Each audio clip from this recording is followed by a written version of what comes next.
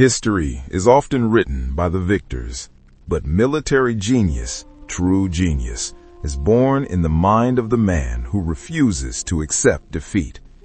It is forged in the fires of rivalry, tempered by the harsh winds of the desert and sharpened against the hardest steel. We know him today as the Sword of Allah, the undefeated champion of Islam. But there was a time when that sword was drawn against the believers.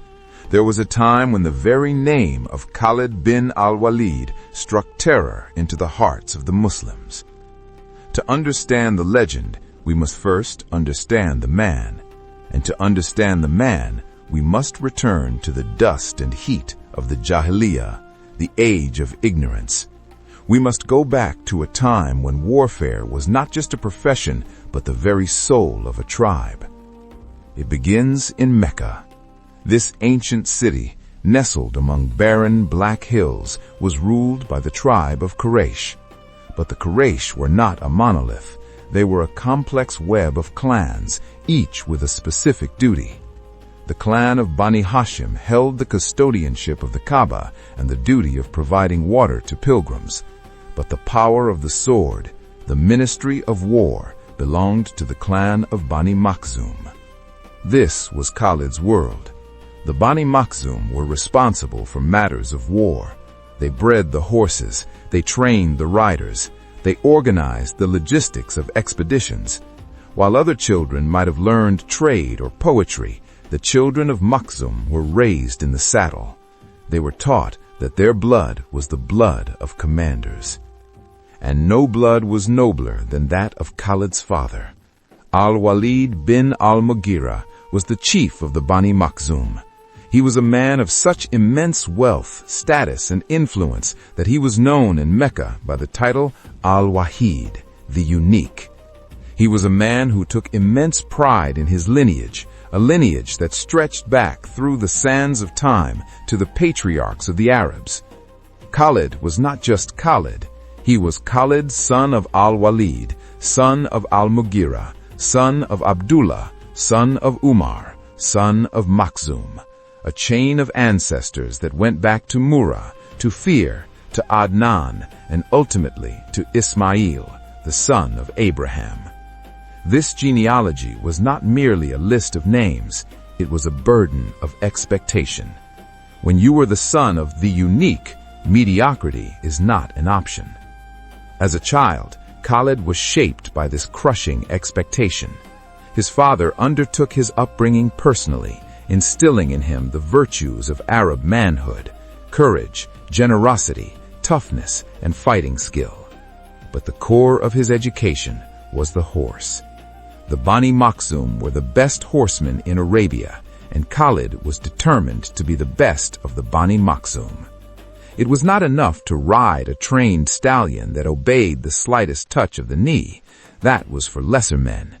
Khalid was given young, wild, untrained colts. He had to break them. He had to tame them. He had to force his will on 1,000 pounds of muscle and fury until the animal became an extension of his own body. Imagine the scene. A teenager, tall and lean, thrown into the dirt time and time again, his body bruised, his pride stung, getting back up, mounting the beast again, refusing to yield. This was the forge. This is where he learned that persistence is the only path to mastery. He learned to ride with his knees, freeing his hands to wield the lance, the bow, and the sword. He learned to fight from the back of a camel, and then to switch to a horse for the charge. As Khalid grew into his teens, he became a physical specimen. He grew to over 6 feet tall. His shoulders widened, his chest expanded, and his muscles hardened into the lean, functional strength of a desert predator. He had a full, thick beard and a ruggedly handsome face, marked only by a few pockmarks from a childhood bout of smallpox. But physical strength is nothing without a challenger to test it against. And in the dusty streets of Mecca, Khalid found his challenger. He found his equal. His name was Umar bin Al-Khattab.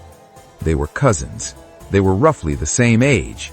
They were so similar in height and build that from a distance, people often mistook one for the other. Wrestling was the pastime of the Arab youth, a way to establish hierarchy and dominance. And naturally, the two strongest boys in Mecca found each other. These matches were not fueled by hatred, but by a fierce, burning rivalry. They were the heavyweights of their generation. Picture them circling each other in the sand. Khalid, powerful and explosive. Umar, tall and ranging. Khalid had to be careful. Umar was left-handed, which gave him an awkward, unpredictable advantage in the grapple. They would lock arms, muscles straining, sweat glistening in the sun, neither willing to yield an inch. In these brawls, limbs were twisted and bones were sometimes broken. It is said that in one of these matches, Khalid broke Umar's leg. It is a strange irony of history. These two boys, grappling in the dust of the age of ignorance, staring into each other's eyes with sheer determination, would one day become the two greatest pillars of the Islamic conquests. They would conquer the Persian Empire and the Roman Empire. But for now, they were just boys, fighting for pride. Khalid enjoyed a life of immense privilege. Because of his father's vast wealth, he did not have to work for a living. He did not have to worry about trade caravans or shepherding flocks. He had one job: war. He grew up disregarding the value of money, becoming known for his lavish generosity. His focus was entirely on the martial arts. He wanted to be the champion. He promised himself battles. He promised himself victory. And, unknowingly, destiny had promised him the same. But the world of the Bani Makhzum was about to be shattered. A man from the Bani Hashim, Muhammad, peace be upon him, began to preach a new message. He spoke of one God. He spoke of equality. He spoke against the idols that Mecca and the Quraysh depended on for their power. For Khalid, this was initially a tribal annoyance, but it soon became a war. The migration of the Muslims to Medina changed the dynamic. It was no longer a theological dispute. It was a military threat. We fast forward to the year 625 AD, the third year of the Hijrah. The Quraysh are stinging from a humiliating defeat at the Battle of Badr. They have assembled a massive army, 3,000 men, to crush the Muslims once and for all. They march to the outskirts of Medina, to a mountain called Uhud. And riding at the head of the Quraysh cavalry, commanding the right wing, is Khalid bin Al-Waleed. This moment, the Battle of Uhud, is critical. It is the first time we see the true military genius of Khalid. Up until this point, he is known as a strong warrior, but Uhud proves he is a thinker. The battlefield consists of a plain at the foot of Mount Uhud. The Prophet, Muhammad, peace be upon him, has positioned his army of 700 men with their backs to the mountain. It is a strong defensive position. The mountain protects their rear. But there is a vulnerability, a gap on the left flank where the enemy cavalry could encircle them. The Prophet, a brilliant tactician in his own right, sees this danger clearly. To plug this gap, he places 50 archers on a small hill called Ainain. His orders to these archers are specific, repetitive, and absolute. He tells them, "Use your arrows against the enemy cavalry. Keep the cavalry off our backs. On no account must you leave this position.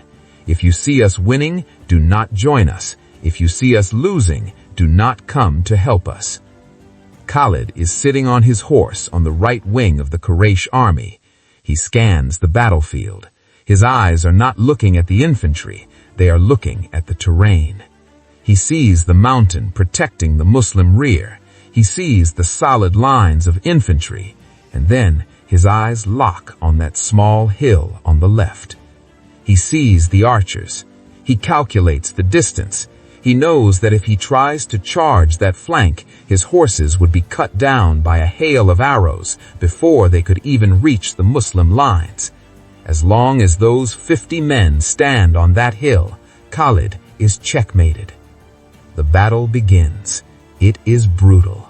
The Muslims, fighting with the desperation of men defending their homes and the zeal of a new faith, smash into the Quraysh lines. The standard bearers of the Quraysh fall one after another.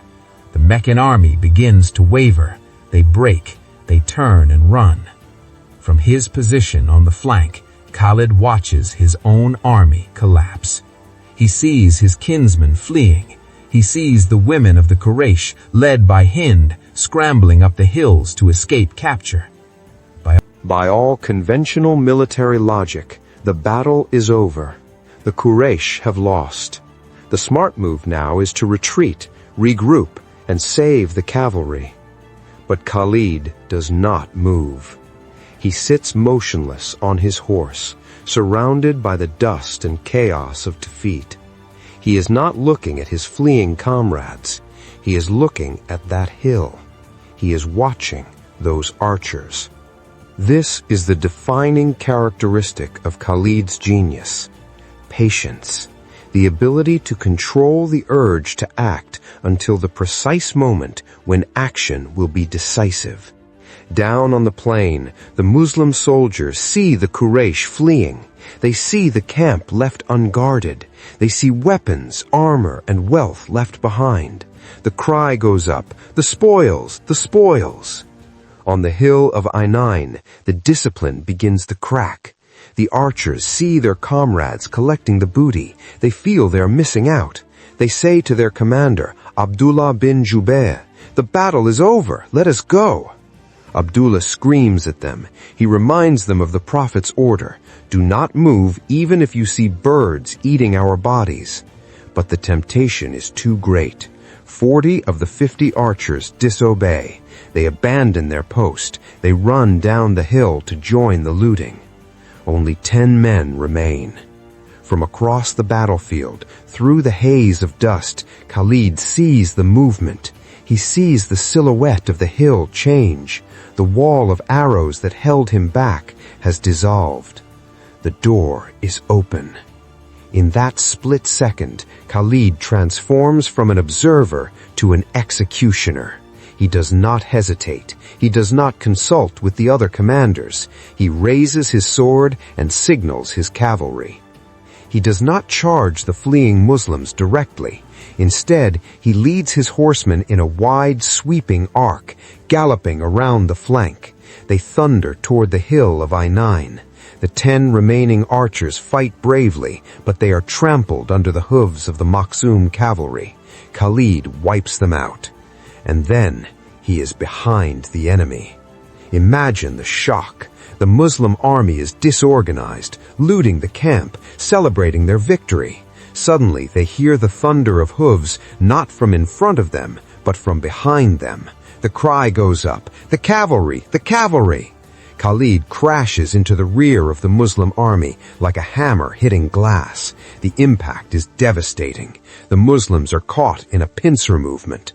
Panic spreads like wildfire.